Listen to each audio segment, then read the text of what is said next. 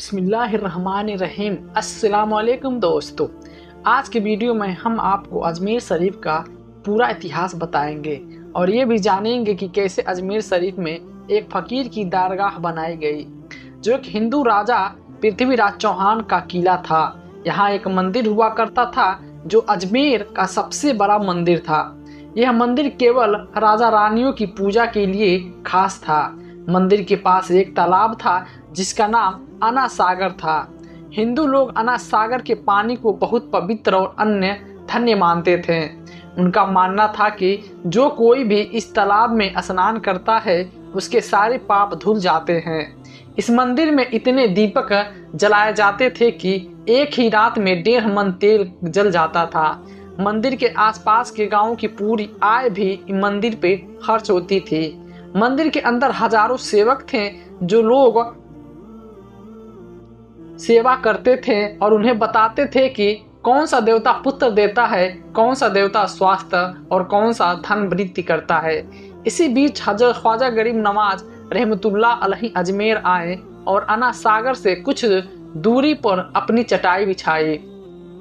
अपने मुरीद के साथ लेटकर हम बैठ गए। अस्त्र का समय था और ख्वाजा साहब ने हजरत कुतुबुद्दीन बख्तियार काकी अल्लाह उन पे रहम करे से अजान देने का कहा।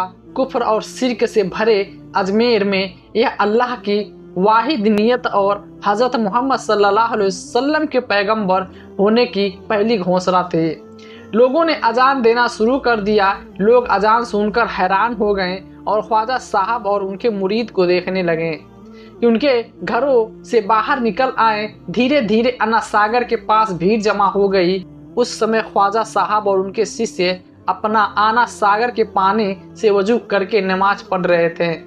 हिंदू लोग हैरान थे। उन्हें आश्चर्य हो रहा था कि जब सारे देवता मंदिर के अंदर हैं तो ये लोग किसके आगे सिर झुका रहे हैं। शाम को राजा पृथ्वीराज चौहान के ऊंट जो दिन भर चरने के लिए गए थे वापस आ गए। संयोग की बात थी कि जहाँ ख्वाजा साहब बैठकर प्रार्थना कर रहे थे उसी जगह वह ऊंट बैठे थे।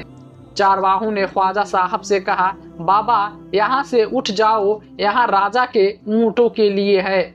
ख्वाजा साहब ने कहा, इतना बड़ा मैदान खाली है, ऊँट कहीं और बैठेंगे, हमें क्यों परेशान कर रहे हो। लेकिन चारवाहों ने बदतमीजी की और कहा कि यह ऊँट सिर्फ ही बैठेंगे। ख्वाजा साहब ने हजरत कुतुबुद्दीन से कहा, चलो कुतुबुद्दीन, वह कह रहे थे कि यहाँ सिर्फ ऊँट ही बैठेंगे। तब ख्वाजा साहब और उनके साथी वहां से उठ गए। सुबह जब चारवाहों ने ऊँट को जगाने की कोशिश की तो वह उठ नहीं पाए। उन्होंने उन्हें मार मार कर जगाने की बहुत कोशिश की, लेकिन ऊँट बैठे ही रहे। जब यह खबर राजा पृथ्वीराज चौहान तक पहुंची तो उन्होंने ख्वाजा को इसकी सूचना दी। उन्होंने ख्वाजा साहब को संदेश भेजा कि आपने मेरे ऊँटों पर जादू किया है, कृपया अपना जादू वापस ले लें। ख्वाजा साहब ने जवाब दिया कि हम मुसलमान हैं, हम न तो जादू करते हैं और न ही शराब देते हैं। ऊँट आपके आदेश पे बैठे हैं और आपके आदेश पे उठ जाएंगे। जब चारवाहे ऊँटों को उठाने गया तो वह तुरंत उठ गए। राजा ने ख्वाजा साहब को संदेश भेजा कि आप सभी यहाँ से चले जाएं, यह आपके लिए बेहतर होगा। ख्वाजा साहब ने हजरत कुतुबुद्दीन से कहा कि आप जाकर पानी से भरा प्याला ले आए। चारवाहे ने मना कर दिया, लेकिन शर्त रखी कि पानी भरते समय उनका शरीर पानी से नहीं छूना चाहिए।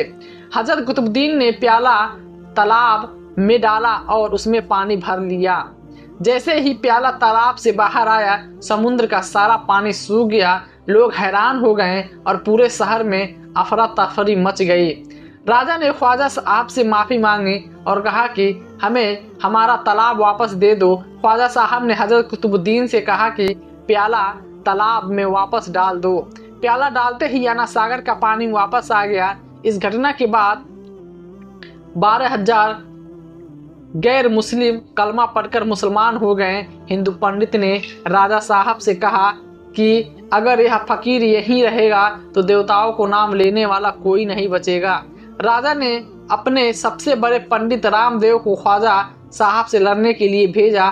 दोस्तों, यह हजरत ख्वाजा गरीब नवाज का मौजा था।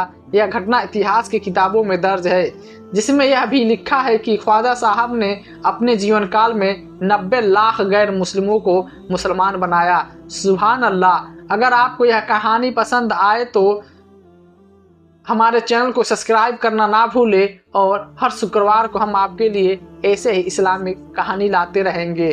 खुदा हाफिज।